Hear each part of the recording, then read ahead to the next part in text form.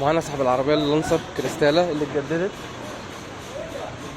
استاذ محمود السلام عليكم. تعرف بحضرتك؟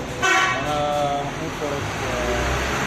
بصراحه بس يمكن متفاجئ بس بالعربيه فهتلاقيني مش عارف ارد. ايه راي حضرتك في التجربه معانا والشغل اللي اتعمل في العربيه؟ ده بجد والله مش شغاله يعني. الناس لما تشوف الصور قبل وبعد عرفوا ان دي حاجه ثانيه، دي عربيه ثانيه كده. يعني في فرق في العربيه؟ لا في، يعني هي تقريبا عربيه ثانيه، يعني هي يعني لولا النمر ما كنتش عرفتها.